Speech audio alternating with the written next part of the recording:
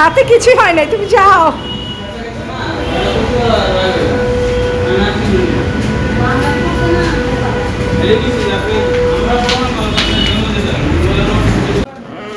ঠিক হয়ে যাবে, ঠিক হয়ে যাবে। যে বাবাকে ফোন দিচ্ছি, দাঁড়াও।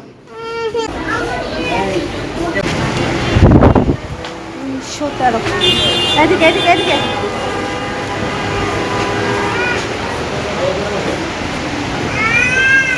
ওই যে সোজা সোজা সোজা সোজা, ওই যে ডান।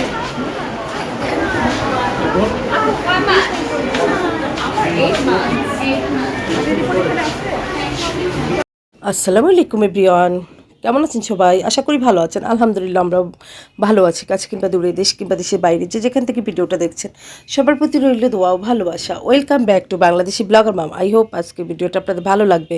যদি ভিডিওটার কোনো অংশে এতটুকু ভালো লেগে থাকে অবশ্যই একটু করে লাইক করে একটা শেয়ার করে দেবেন, ভালোবেসে পাশেই থাকবেন। দেখেন সুবার ঠোঁটের কী অবস্থা, ঠোঁট টোট সব ফুটে গেছে, ঘুমাচ্ছে, আর শরীরের মধ্যে সব র্যাশ র্যাশ চলে আসছে। তোকে নিয়ে হসপিটালে যাব। সমুদ্রকে বিদায় দিয়ে দিলাম স্কুলে, ঘরের কাজ একটু সেরে তারপরে ওকে নিয়ে আমি হসপিটালে বের হব।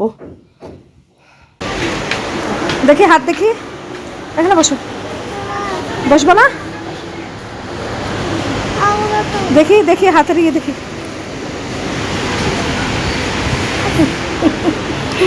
বুড়ি, আসো আস্তে আস্তে যাও। কি খাবার? সুভা,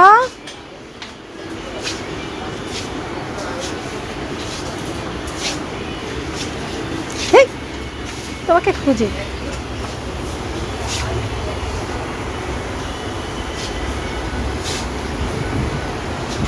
সব বল,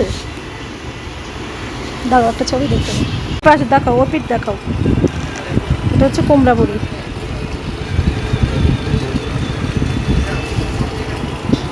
ওরে হাতে ব্যথা, রেখো, রাখি দাও।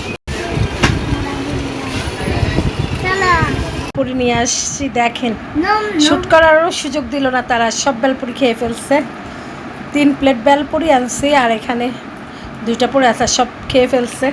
আমার সাথে সাথে মানে আক্রমণ। আর সুবা বের হইলেই এগুলা কিনে, যে আমি এটা খাবো, এটা খাবো, এটা খাবো। এটা পছন্দ, এটা পছন্দ। পার্পেল হয়ে যাবে এগুলা পড়লেই, পার্পেল হয়ে যাবে, পার্পেল। সুবা জাম খাচ্ছে, দেখি নাও তো। ই সুবা জাম খাচ্ছে।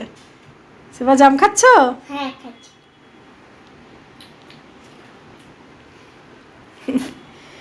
নিচে যেন না পড়ে, ওকে? নিচে পড়লে পার্পেল হয়ে যাবে।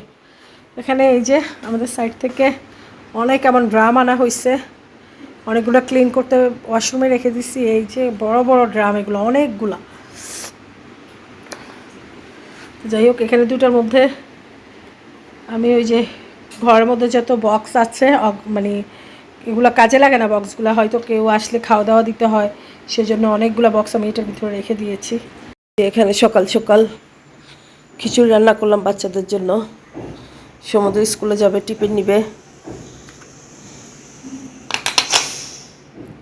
এখানে এই যে তাড়াতাড়ি করে হাওয়াটা বের করলাম, সকাল সকাল উঠেই ওদের জন্য খিচুড়ি বসায় দিলাম। সকাল সকাল বাচ্চাদের জন্য খিচুড়ি বসায় দিলাম। সমুদ্র স্কুলে খিচুড়ি নিবে। ও সে কি গরম ভাব হয়ে গেছে, ক্যামেরা ঘোলা হয়ে গেছে। এই যে খিচুড়িটা তাড়াতাড়ি করে ডাল চাল দিয়ে খিচুড়ি বসাই দিলাম। মাশাআল্লাহ, আলহামদুলিল্লাহ, ঝুরঝুরে খিচুড়ি।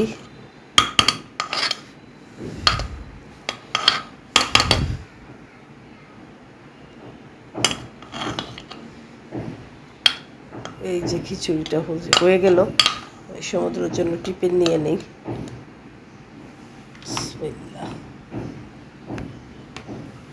খিচুড়ি আর ডিম সিদ্ধ সমুদ্রের জন্য।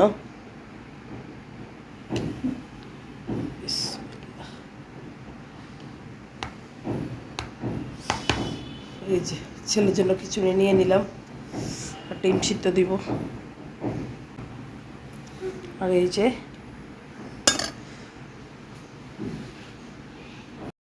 যে এখানে খিচুড়ি আর একটা সিদ্ধ ডিম দিলাম। 2টা সিদ্ধ ডিম করছি, একটা সুবা খাবে, একটা ওর ভাইয়া খাবে, আর আমি একটু লাল চা আর মুড়ি খাবো। স্কুলে যেতে খেতে চায় না, তো অল্প করে চাটা দিলাম, খেয়ে যাক। রাখবো, সুবা যখন উঠবে তখন খাবে। অনেক মজা হয়েছে, অনেক ঝুরঝুর হয়েছে মাশাল্লাহ। আমি প্রথম খিচুড়ি রান্না করলাম প্রেশার কুকারে। কেমন হয়েছে কমেন্ট করে জানাবেন আপনারা। এই যে ঢাকনা মেরে দিচ্ছি। যে তোমার হাতের র্যাশ, এই দেখেন কি অবস্থা হাতের। আমি আসলে খেয়াল করে নেই, এটা হঠাৎ করে এই যে মুখেও র্যাশ উঠে গেছে। আচ্ছা যাই হোক, এগুলা দেখলাম, কিন্তু হাতেরটা দেখি। এই যে আপনারা কমেন্ট করে জানাবেন এই র্যাশগুলো কেন হাতের তালুতে একদম ভরে গেছে। আমি ভাবছি অ্যালার্জি চলে যাবে, কিন্তু না। তালুটা দেখি তো মা, হাতের তালু, এই যে হাতের তালু ভরা। পায়ের তালুতে আছে, এই যে দেখেন পায়ের তালুতেও আছে, দেখছেন পায়ের তালুতেও আছে। বুঝতেছি না যে কী করব। যে ডক্টর দেখাই ওদেরকে, ওই ডক্টরের সিরিয়াল পাই না। অনেক চেষ্টা করতেছি, আজকে ভোর 4টা থেকে হসপিটালে মানে লাইন ফোনে পাচ্ছি না, বিজি বিজি বিজি, ওনাদের সবকটা সংযোগে বিজি।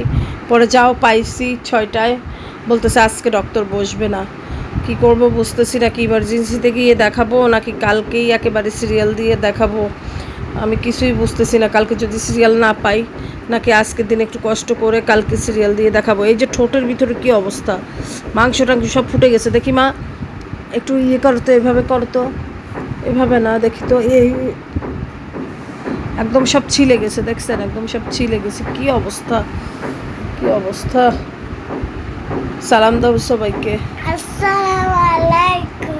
আহারে আমার কলিজাটা অসুস্থ শরীর নিয়ে আপনাদেরকে সালাম দিচ্ছি। আমি কি করব বুঝতেছি না, শুধু ওদের এই সমস্যাটা। আসলে এগুলো স্কুল থেকেই হয়। স্কুলে আমি অনেক বাচ্চা দেখছি হাম উঠছে, তারপরে ওই যে পক্স উঠছে, হ্যাঁ বিচি, তো পক্স উঠেছে, তারপরে জ্বর, কাশি, ঠান্ডা।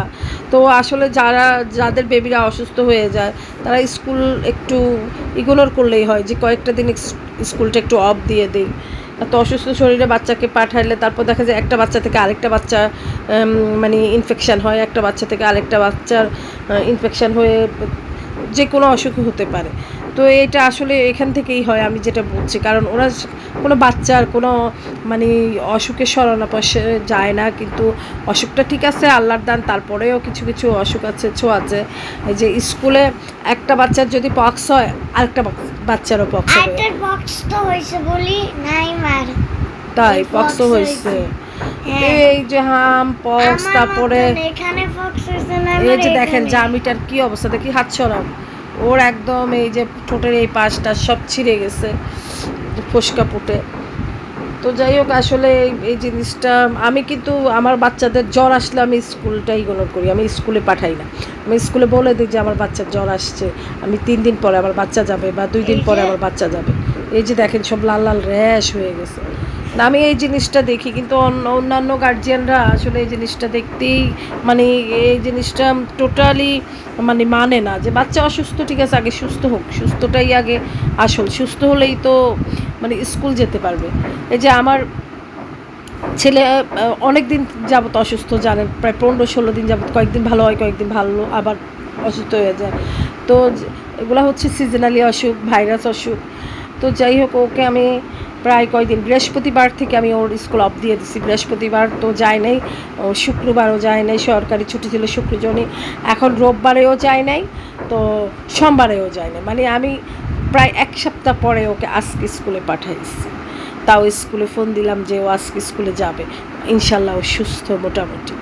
তো আসলে প্রত্যেকটা গার্জিয়ান যদি এসব ব্যাপার লক্ষ্য রাখে, তাহলে হয় কি, আর 10টা বাচ্চা সেফ থাকে, এই আর কি। তো ঠিক আছে, থাকেন। ওকে খাওয়াই দিলাম, ও স্কুল যাবে।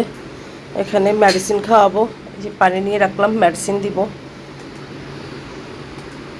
নাকে ড্রপ দিব, এই যে নাকে ড্রপ দিব, তারপরে মেডিসিন খাওয়াই দিব। বাবা পানি খাও, মেডিসিনটা খেয়ে নাও। আব্বু স্কুল যাবে এখন, সকালের ডিউটিটা শেষ করে নেই। খাওয়াই দিলাম একটু খিচুড়ি, আর মেডিসিনটা খাওয়াবো। ধরো, এই যে মেডিসিন দিলাম। আসলে এগুলা নার্সিংগুলা প্রপারভাবে না করলে ডক্টর দেখায়ও লাভ নাই, সেটাই মানে আমি মনে করি।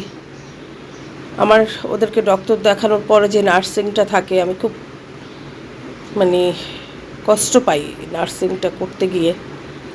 সব দিক সামলিয়ে, একা হাতে সংসার সামলিয়ে নার্সিংটা। এখন আজকে আবার সকালবেলা দেখতেছি সুভা পুরা শরীরে কেমন জানি লাল লাল র্যাশ উঠে গেছে। তো ওকে নিয়ে দেখি ডক্টরের কাছে যাব। আমি সকাল থেকে শিশু ডক্টরের সিরিয়াল দিতে চেষ্টা করছি, কিন্তু সেই 4টা থেকে চেষ্টা করছি, কিন্তু লাইনই পাই নাই। পরে ওনারা কত 8টায় লাইন পাইছি, পরে মানে বিজি বলতেছে।